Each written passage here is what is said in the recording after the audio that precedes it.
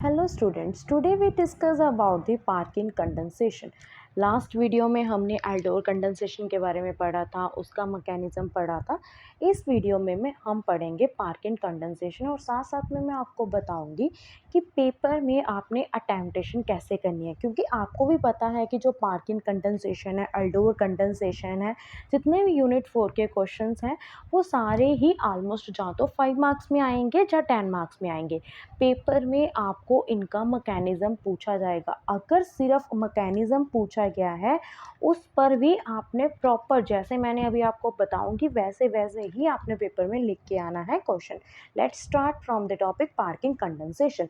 सबसे पहले आपको पता होना चाहिए कि पार्किंग कंडेंसेशन होता क्या है। कि पार्किंग कंडेंसेशन एक एल्डोर कंडेंसेशन है जिसमें हम सिनामिक एसिड को बनाने में यूज़ करते हैं। देखो इसमें होता क्या है, रिएक्शन होती है। किस किस के बीच में रिएक्शन होती है? एरोमेटिक एल्डिहाइड के बीच में और एसिड एनहाइड्राइड के बीच में। अभी क्वेश्चन बहुत सारे बच्चों को ये टर्म नहीं क्लियर होगी कि एसिड एनहाइड्राइड क्या है, और बहुत सारे बच्चों को ये टर्म नहीं क्लियर होगी कि एरोमेटिक एल्डिहाइड क्या है। कल मैंने बताया था ना कि एल्डिहाइड क्या होता है, RC डबल बॉन्ड OH। तो वहाँ पे क्या है, बेंजीन रिंग लगी होगी, जैसे बेंजल्डिहाइड हो गया। तो एरोमेटिक को किसके साथ ट्रीट करना है? एसिटिक एनहाइड्राइड के साथ है। जैसे देखिए, देखो एरोमेटिक रिंग है, C डबल बॉन्ड OH, क्या बन गया ये? बेंजल्डिहाइड। ठीक है, बेंजल्डिहाइड को मैं ट्रीट करूँ acetic anhydride, C double bond O C double bond R, इसको बोलते हैं एसिटिक एनहाइड्राइड। जब इन दोनों की रिएक्शन करवाते हैं in the presence of alkali salt, जो बेस कैटलिस्ट की तरह एक्ट करता है, तो हमारे पास क्या बनता है कि इस कार्बन और इस कार्बन के बीच में डबल बॉन्ड फॉर्मेशन हो जाती है। ठीक है, तो क्या बन गया? सिनामिक एसिड बन गया। ठीक है, रिएजेंट, जब भी आपने क्वेश्चन अटैम्प्ट करना शुरू करना है सबसे पहले डेफिनेशन लिखोगे, डेफिनेशन के बाद आप जर्नल रिएक्शन बताओगे। जर्नल रिएक्शन में आपने बताना है कि रिएजेंट कौन सा यूज़ कर रहे हो, जैसे क्या है एरोमेटिक एल्डिहाइड है, एसिटिक एनहाइड्राइड, पॉइंट्स बना लो।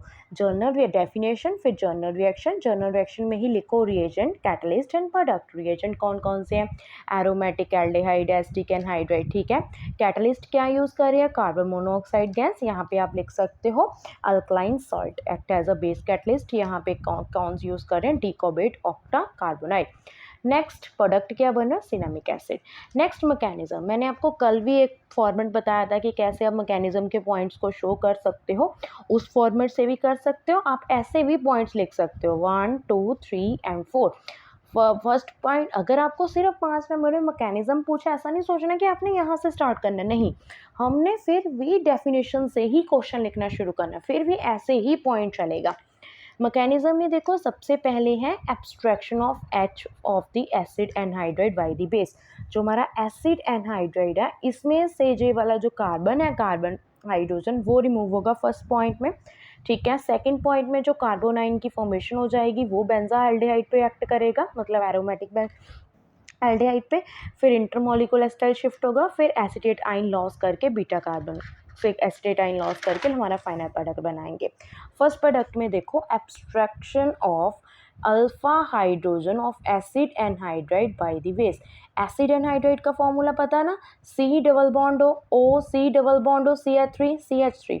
सबसे पहले जो बेस लिया है, बेस क्या करेगा? बेस का जो नेगेटिव आइन है वो इस हाइड्रोजन को अपनी तरफ खींचेगा। ठीक है, अल्फा कार्बन रिमूव हो जाएगा, तो अपनी तरफ खींच गया तो क्या बन गया? उसके ऊपर नेगेटिव चार्ज आ गया, तो क्या बन गया? ये कार्बो अनाइन। ठीक है, और उसके बाद क्या किया कि सेकंड स्टेप में जो कार्बोनाइन की फॉर्मेशन हुई थी, वो वाला कार्बो अनाइन जो हमारा प्रोडक्ट था बेंजाल्डिहाइड, उसके ऊपर एक्ट करेगा। कार्बन ने क्या करना है? इस वाले कार्बन को अपनी तरफ खींचना है, और कार्बन और ऑक्सीजन के बीच में जो डबल बॉन्ड होगी, जो डबल बॉन्ड वाले आइंस है वो ऑक्सीजन के ऊपर ट्रांसफर हो जाएंगे। ऑक्सीजन के ऊपर ट्रांसफर हुई, इसलिए इसके ऊपर कौन सा चार्ज आ गया? नेगेटिव चार्ज आ गया। और इस वाले कार्बन और इस वाले कार्बन में क्या बन गई? Bond formation. पूरा बाकी सेम लिख देना। थर्ड स्टेप में क्या हुआ? अभी इसमें इस वाले कार्बन इस कार्बन में बॉन्ड फॉर्मेशन हो गई, और ऑक्सीजन के ऊपर कौन सा आइन आ गया, नेगेटिव। अभी वो आपस में रिएक्ट करेगा, किसी और के साथ नहीं।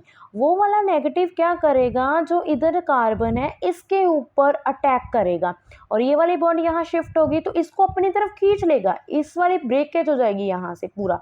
देखो CO के साथ क्या अटैच हो गया, C double bond O, double bond था, आइंस कहाँ शिफ्ट हो गए, ऑक्सीजन के ऊपर, CO के ऊपर नेगेटिव CH3, तो क्या बन गया, ये पूरा साथ में लिखो O, ये वाला O, ठीक है, C डबल बॉन्ड हो, C डबल बॉन्ड हो, CH3 कार्बन, ठीक है। नेक्स्ट स्टेप में क्या होगा, पूरी बॉन्ड बन गई। नेक्स्ट यहाँ पे एक हाइड्रोजन भी आएगा, ठीक है। नेक्स्ट स्टेप में क्या होगा कि जो ये वाला था ना, ये वाला आइन ऑक्सीजन के ऊपर, वो इस यहाँ पे बॉन्ड बना लेगा और जो कार्बन के बीच में जो ये वाला ऑक्सीजन है वो अपनी आइंस को अपनी तरफ खींच लेगा।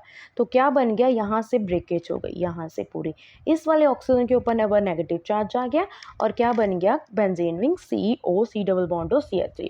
लास्ट स्टेप में क्या करेगा, जो हमारे आइंस थे, ठीक है, जो बेस की तरह एक्ट कर रहा है, बेस जो है वो लॉस कर देगा। देखो वाला जो CH3 है वो इस वाले हाइड्रोजन को अपनी तरफ खींच लेगा, जो नीचे वाला ये वाला हाइड्रोजन था ना, ये 2 हाइड्रोजन है, एक हाइड्रोजन को वो अपनी तरफ खींचेगा। खींचने के बाद क्या होगा, उसने अपनी तरफ उसको खींच लिया तो कार्बन के ऊपर नेगेटिव चार्ज आ गया, ये वाले फिर ऑक्सीजन उसको अपनी तरफ खींच लेगा, ये पूरा कंपाउंड जो है वो बाहर निकल जाएगा। अभी इन कार्बन और इस कार्बन के बीच में डबल बॉन्ड होगी, बस सिर्फ अभी ऑक्सीजन के ऊपर क्या रह गया, नेगेटिव चार्ज। एंड में हाइड्रोजन की एडिशन होगी तो क्या बन गया हमारे पास, बनाना क्या था हमने, सिनामिक एसिड, ठीक है, cinnamic acid. Clear students, Perkin condensation clear होगी। स्टार्टिंग कहाँ से करनी है, डेफिनेशन से, केमिकल रिएक्शन का हेडिंग डालो। कोई भी कंडेंसेशन करनी है ऐसे ही करनी है आपने, पहले डेफिनेशन फिर जनरल रिएक्शन, जनरल रिएक्शन के बाद उसका मैकेनिज्म, पहले पॉइंट्स को एक पेज एक में लिख दो, ठीक है, फिर उसके बाद पॉइंट्स को एक एक पॉइंट को एक्सप्लेन करो हेडिंग डाल के, लास्ट में उसकी एप्लीकेशन लिखो, कहाँ कहाँ यूज़ होता है। फाइटो एस्ट्रोजन हार्मोन्स को बनाने में, लेबोरेटरी में जब हम उसकी सिंथेसिस करते हैं उसमें हेल्प करता है, ठीक है, स्टिलबीन में हेल्प करता है, रेस्वरट्रोन में हेल्प करता है। सिनेमिक एसिड जो है वो पार्किन रिएक्शन का लास्ट प्रोडक्ट है ना, वो उसकी एंटी माइक्रोबियल एक्टिविटी है बहुत अच्छी, वो एंटीवायरल की तरह भी एक्ट करता है, एंटी फंगल की तरह भी एक्ट करता है, उसकी एंटीऑक्सीडेंट प्रॉपर्टी भी है। और जो सिनेमिक एसिड है उसको परफ्यूम इंडस्ट्री में भी यूज़ करते हैं। अगर बच्चे ध्यान देना है कि आपको 10 मार्क्स में क्वेश्चन आ गया तो आपने पूरा बहुत अच्छे से एक्सप्लेन करके आना है। अगर आपको 5 मार्क्स में क्वेश्चन आ रहा है तो भी कोशिश करना है कि आप पूरा ही एक्सप्लेनेशन दे दो, ठीक है। Thank you students. अगर आपको इस टॉपिक के रिगार्डिंग नोट्स चाहिए तो आप मेरे को मेल कर सकते हो, ठीक है, मैंने अपनी मेल आईडी डिस्क्रिप्शन बॉक्स में मेंशन की हुई है। Thank you students.